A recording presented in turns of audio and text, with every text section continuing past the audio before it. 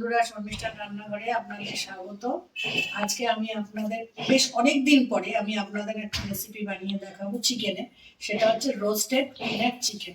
চলুন তাহলে এবার আমি বানাই আর আপনারা আমার সঙ্গে থাকবেন। রোস্টেড বাদাম,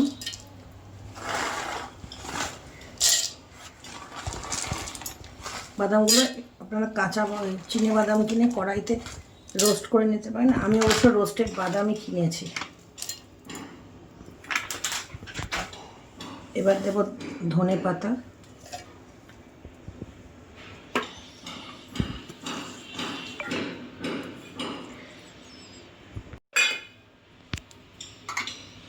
তারপর পুদিনা পাতা,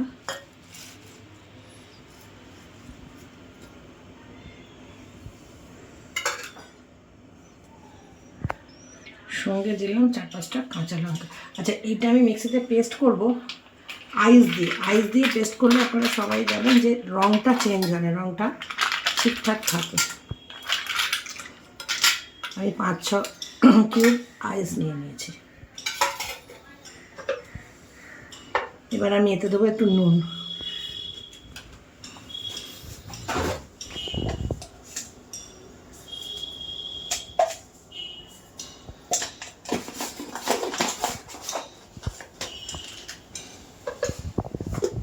এবার এটাকে পেস্ট করে দেবো।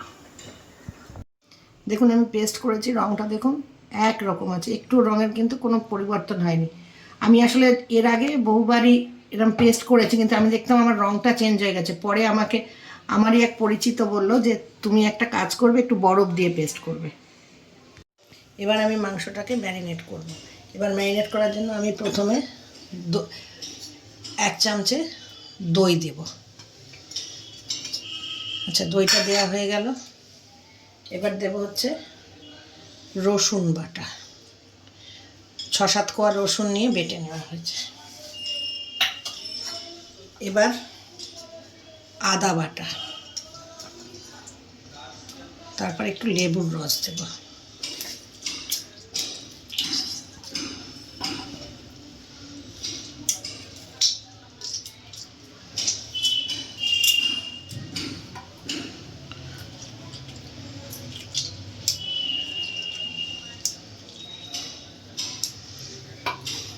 আদা বাটা আমি দিয়েছি 1 চামচ।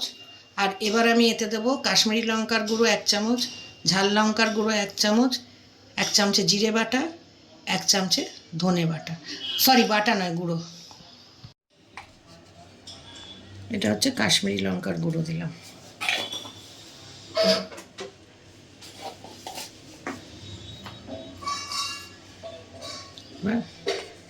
জিরের গুঁড়ো,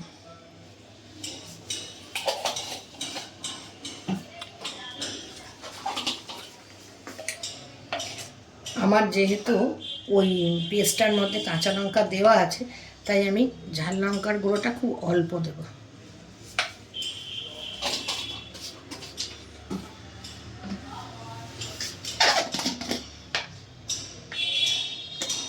আর এবার দেব ধনের গুঁড়ো। আমি না একটা জিনিস দেখিয়ে নিই, দেখুন আমার চামচাটা খুব ছোট, ঠিক আছে, সেই জন্য আমি 2 চামচ করে দিয়েছি। লঙ্কার গুঁড়ো এবং সেটা 2 চামচের কম দিয়েছি, কিন্তু জিরের গুঁড়োটা আমি 2 চামচে দিয়েছি। আর ধনের গুঁড়োর চামচটা যেহেতু বড় ছিল, সেজন্য আমি 1 চামচ আর অল্প একটু দিয়েছি। এবার 1 চামচে নুন দেব। পরে নুনটা দেখে আন্দাজ মতো আবার দেব। এবার দিয়ে দিলাম টমেটো কুচিটা। এবার মাংসটাকে ম্যারিনেট করে আমি আধা ঘন্টা রেখে দেবো। আমি কিন্তু মাংসটায় হলুদ দিইনি, আমি হলুদ ছাড়াই মাংসটা করব।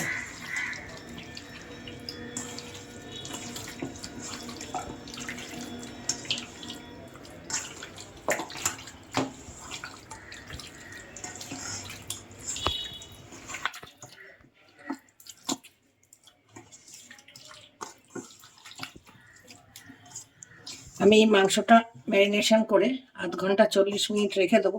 তার মধ্যে আমি আপনাদের আরেকটা জিনিস করে দেখাবো, সেটা হচ্ছে জিরা রাইস। ভাতটা যাতে জড়ো না লাগে তার জন্য আমি দেখুন এতে একটু সাদা তেল দিয়ে দেবো। এবার আমি এর মধ্যে ভাতের চালটা ছেড়ে দেবো। আপনারা যখন করবেন এইভাবে করলে দেখবেন ভাতটা জড়ো লাগবে। আস্তে আস্তে চালটা ছেড়ে দেবো।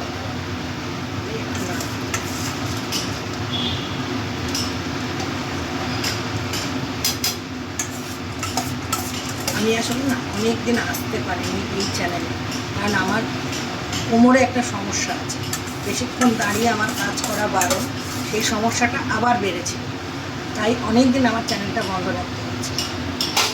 তো আশা করি আপনারা এই শারীরিক অসুস্থতার জন্য আমাকে ক্ষমা করবেন, কারণ শরীর দেখুন যদি ঠিক না থাকে তাহলে আমি কী করে মন দিয়ে রান্নাটা করবো বলুন।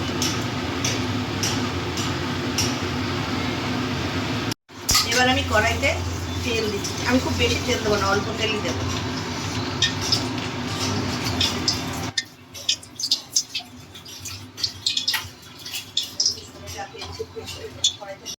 দেখুন তেলটা গরম হয়ে গেছে। এবার এই তেলের মধ্যে না আমি জাস্ট 1 চামচের চিনি দিয়ে দেবো। চিনিটা একটু লাল লাল হয়ে গেলে আমি ওতে পেঁয়াজ দেবো।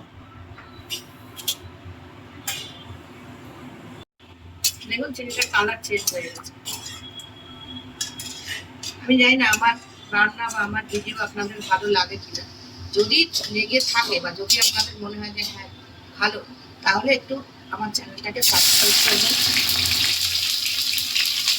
কমেন্ট করবেন, এবং যদি কেউ আমার আগের ভিডিওগুলো থেকে বা এই রান্নাটা দেখেও যদি কেউ ট্রাই করেন বা করে থাকেন আগের রান্নাগুলো দেখে, একটু দয়া করে আমায় জানাবেন কেমন খেয়েছেন বা কেমন হয়েছে। আমি ঠিকঠাক পেরেছি কিনা।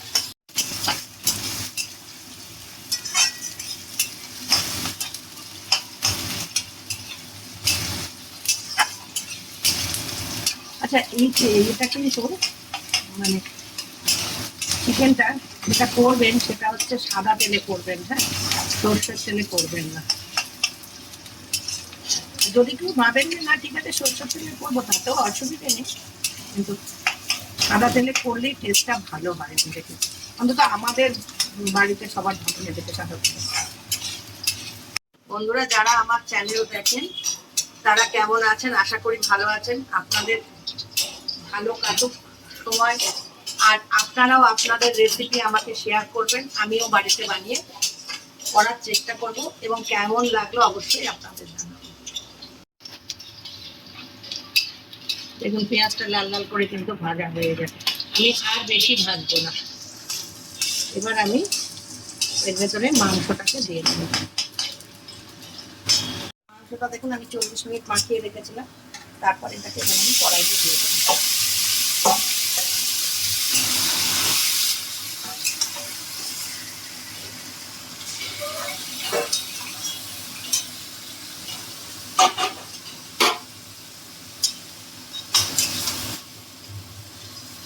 আজকে আমি চেষ্টা করছি রোস্টেড চিনেবাদাম দিয়ে মাংস করার।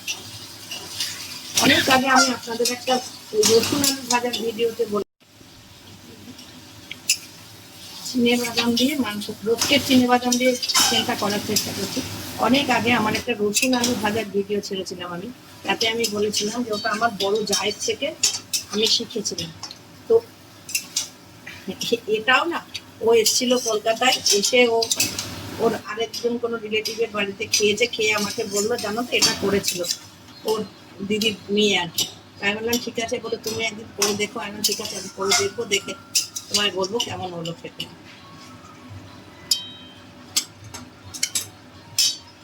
এবার আমি বাটিটা এটা যেটুকু লেগেছিল মশলা সেটুকু দিয়ে দেবো।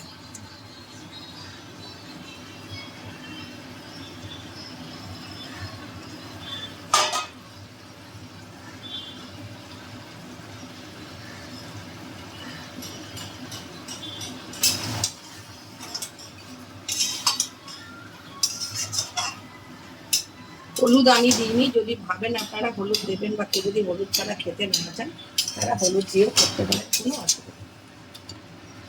দেখুন খাওয়ার টেস্টটা যার যার নিজের ওপরে। আমিও দিদিভাইয়ের থেকে যেরকম শুনেছিলাম আমি তার থেকে আরেকটু অন্যরকম করার চেষ্টা করেছি।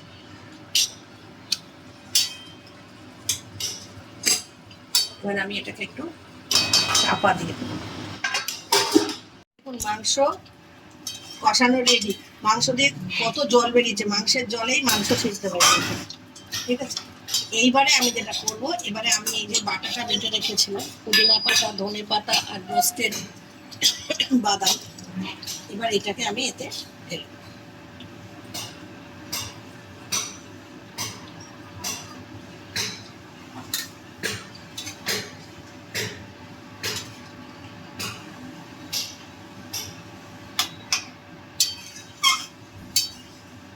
এদিকে দেখুন আমার জিরা রাইসের ভাতও রেডি। এবার এইটা করে আর একটু ঢাকা দেবো, দিয়ে তারপর ওটা বাকি প্রিপারেশনটাও আপনাদের দেখিয়ে দিচ্ছি। কড়াই গরম করে এবার আমি কড়াইয়ের মধ্যে ঘি দেব। ঘি আমি বেশি দেবো না, আমি অল্প ঘি দেবো।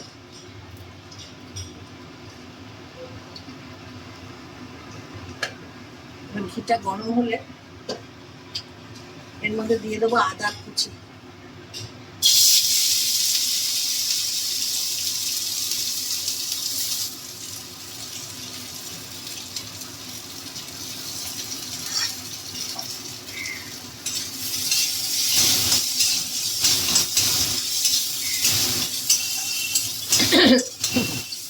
দেখুন আমার এখানে ঠিক 4 চামচে জিরে আছে, ছোট চামচে।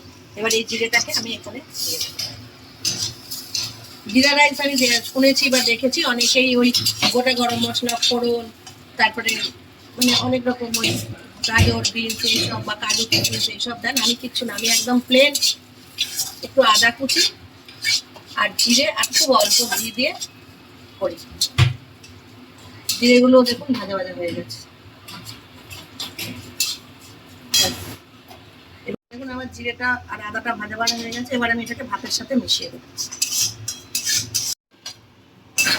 আমি এবার ভাতের সাথে মিশিয়ে দিচ্ছি। আমি অল্প ভাত নিয়ে কড়াইয়ের মধ্যে দিয়ে নেড়ে তারপর বাকিটা হাঁড়ির মধ্যে দিয়ে নেড়ে নেব।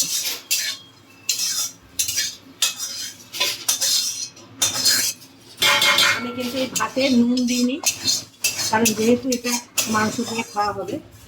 যদি কেউ চান তারা কিন্তু নুন দিতে পারেন ভাতে। আমি অবশ্য কোনোদিনই কোনো রকম ফ্রাইড রাইস বা পোলাওতে ভাতে নুনটা দিই না।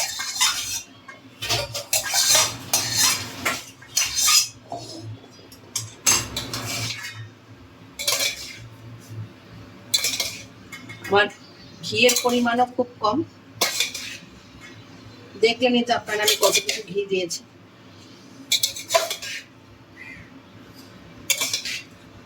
এটা নিরামিষ পনির এ দিয়েও খাওয়া যেতে পারে, বা কোনো নিরামিষ তরকারি দিয়েও খাওয়া যেতে পারে, ছানার ডালনা।